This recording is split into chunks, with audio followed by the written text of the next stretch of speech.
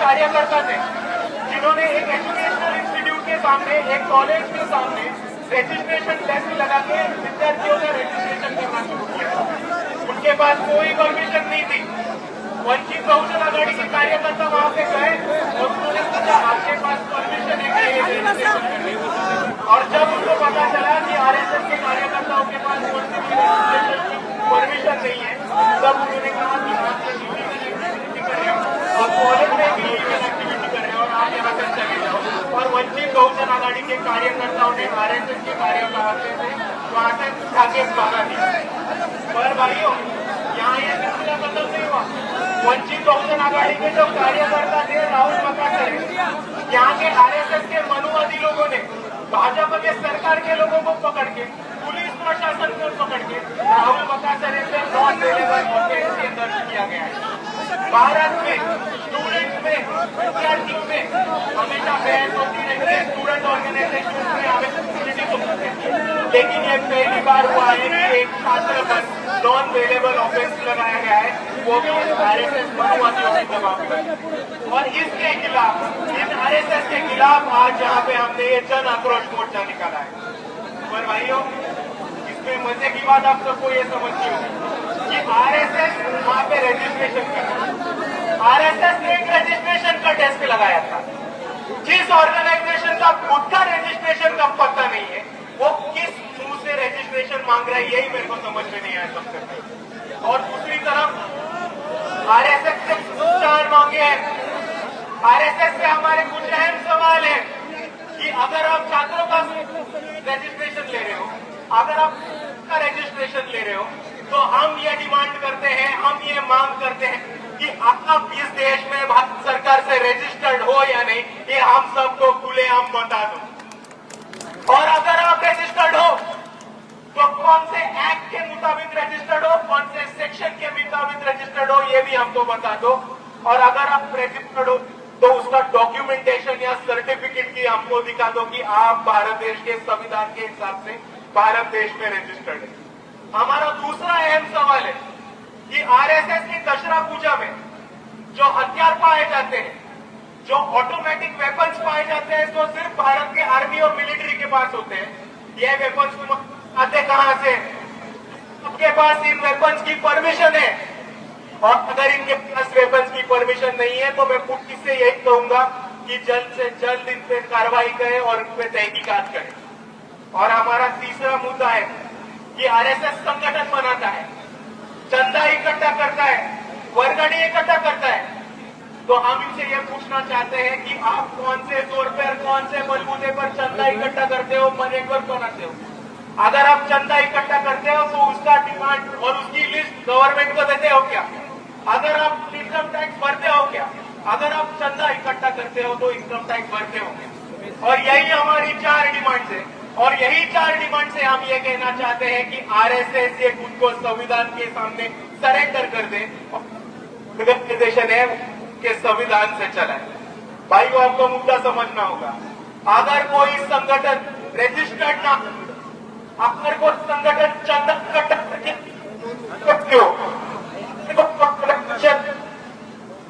Illegal weapons, automatic weapons, भारतीय army के weapons अपने पास रखती है विदाउट लाइसेंस, तो क्या उनको टेररिस्ट ऑर्गेनाइजेशन नहीं माना जाएगा?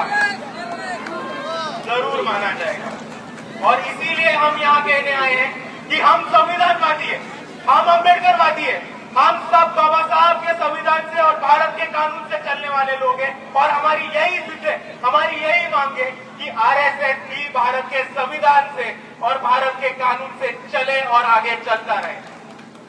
और इसीलिए मैं आप सभी से इतना ही कहना चाहता हूँ कि आप सभी को आज तक दिख चुका होगा कि यह भारत के इतिहास में आरएसएस के कार्यालय पे निकला हुआ पहला मोर्चा है, और वो किसी ने निकाला है तो वो सिर्फ और सिर्फ वंचित बहुजन आघाड़ी के कार्यकर्ताओं ने, वो सिर्फ और सिर्फ किसी ने निकाला है तो बाला साहब अम्बेडकर के सिपाहियों ने, और वो सिर्फ और सिर्फ किसी ने निकाला है तो वो बाबा साहब अम्बेडकर के भीम सैनिकों ने। और इसीलिए मैं कह रहा हूं कि हमको बहुत लोग आके नाम रखते हैं, बी टीम बोलते हैं, अलग अलग चीजें बोलते हैं, लेकिन ये आप सबका काम है ये आप सबकी जिम्मेदारी है कि हर आदमी तक पहुंचना, हर आखिरी आदमी तक पहुंचना और उनको पूछना कि वंचित बहुजन आघाड़ी ने आरएसएस के कार्यालय पे मोर्चा निकाला है, तेरे में है हिम्मत, है ताकत?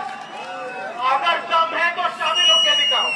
और इसीलिए मैं बोलता हूं कि आज भारत में जो पहला मोर्चा निकाला है, कौन सी पार्टी ने निकाला है? देखो हमारे स्टेट पे कौन है, देखो हमारे स्टेट पे दलित है, आदिवासी है, भटके विमुक्त है, बहुजन है, मुसलमान है, तृतीयपंथी समाज के लोग हैं और ये वंचित बहुजन आघाड़ी की ताकत है। हमारे पास एक खासदार नहीं है, हमारे पास एक आमदार नहीं है, हम सत्ता में नहीं है, लेकिन संविधान बचाने के लिए हम इन सबसे घंटा फर्क नहीं पड़ता।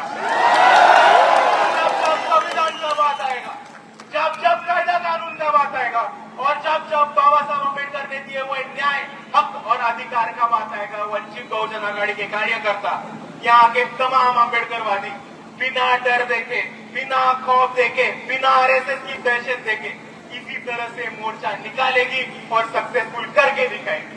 और जाते जाते मैं इसीलिए यही एक चीज बोलना चाहता हूँ कि आगे के समय में, आगे के आने वाले वक्त में अगर आरएसएस से कोई लड़ सकता है, अगर कोई आरएसएस को छाती पे रख सकता है और अगर कोई आरएसएस को हरा सकता है तो वो सिर्फ और सिर्फ भारत देश के अम्बेडकरवादी और किसी में वो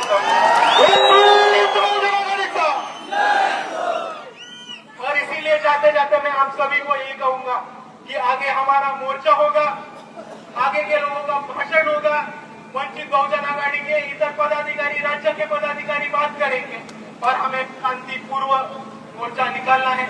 हम कायदा संविधान मानने वाले लोग हैं, हम कहीं पे भी कायदा और संविधान तोड़ेंगे नहीं, लेकिन हम आरएसएस को झुका के कायदा और संविधान मानने को जरूर लगाएंगे। और इसीलिए जाते जाते मैं इतना ही बोलता हूँ, आरएसएस मुर्दाबाद, मुर्दाबाद, मुर्दाबाद, आरएसएस मुर्दाबाद, मुर्दाबाद, मुर्दाबाद, डॉक्टर बाबा साहेब अम्बेडकरांचा, डॉक्टर बाबा साहेब अम्बेडकरांचा, जय जय जय जय भीम, जय भीम, जय जय जय जय भीम, जय भीम, जय संविधान।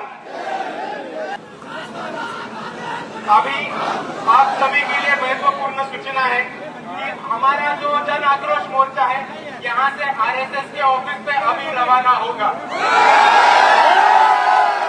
आप सभी के उसके सामने महत्वपूर्ण सूचना है, ये अगर हमारा जन आक्रोश मोर्चा है, इसका नाम जन आक्रोश मोर्चा है, हम सब में आक्रोश है, हम सब में गुस्सा है, लेकिन हम किधर भी कायदा कानून हाथ में नहीं लेंगे, हम किधर भी पुलिस वालों से, यहाँ के ऑफिसरों से और यहाँ के प्रोटेक्शन से किसी के पास बहस नहीं करेंगे, कोई झगड़ा नहीं करेगा, कोई कुछ गलत चीज नहीं करेगा। ये आप सभी से मैं विनती करना चाहता हूँ और सूचना करना चाहता हूँ।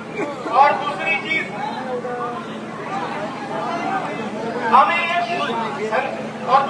ये है कि हमें ये पूरा मोर्चा जो है वो पूरी शांतता पूर्वक करना होगा, शांतता से करना होगा।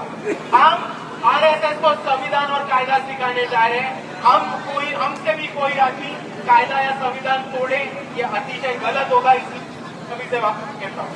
परत एकदा आपल्या सर्वांना विनंतीमध्ये विनंती करतो की आपण इकडे शांततापूर्व हा मोर्चा काढणार आहोत।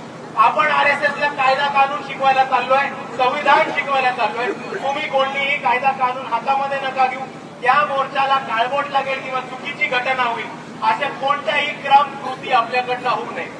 आणि दूसरी बात ये कि इसका नाम जन आक्रोश मोर्चा जरूर है, लेकिन हम ये मोर्चा शांति से, अमन से और प्यार से करना चाहते हैं। इसीलिए हम आरएसएस के पास जा रहे हैं, तो आरएसएस के पास जो जा रहे हैं वो आक्रोश या नारे लेके नहीं, लेकिन आरएसएस के लिए 3 तोहफे लेके आए हैं। 3 तोहफे। हमारा पहला तोहफा है भारत का झंडा। 70 साल हुए आरएसएस 15 अगस्त को पहला दिन मनाता है, आरएसएस 15 अगस्त को झंडा नहीं लगाता है। इसीलिए हमको ये कहना है कि इस भारत देश में रहना होगा तो तुमको तिरंगा लहराना होगा। दूसरा तोहफा है हमारा भारत का संविधान। हमको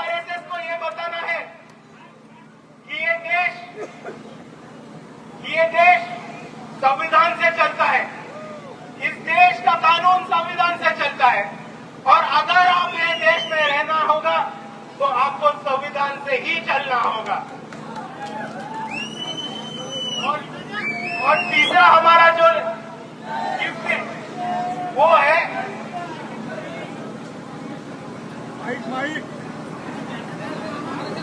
है भारत के संविधान के अंदर Maharashtra public trust registration act. Maharashtra public trust act, हम महाराष्ट्र पब्लिक ट्रस्ट का एक कॉपी लेके आए हैं और हमको ये Maharashtra public trust act RSS को गिफ्ट करना है और हमको उनको ये बताना है कि आपको आपकी जो संगठन है, आपकी जो ऑर्गेनाइजेशन है, आपको इस एक्ट के मुताबिक रजिस्टर करनी होगी और एक बार आप रजिस्टर करेंगे तो ही आप भारत देश में संविधान के मुताबिक काम कर सकेंगे। तो ये 3 तोहफे लेके हमको शांति से, अमन से आरएसएस के ऑफिस पे जाना है और उनको तोहफे देके वापस आना है। और मैं आप सभी से यही अनुरोध करूंगा कि शांति से, अमन से ये मोर्चा निकाले, कोई क्रोध ना करे, कोई द्वेष ना करे, कोई गुस्सा ना करे, शांतिपूर्वक ये मोर्चा निकलेगा। जय भीम, जय संविधान।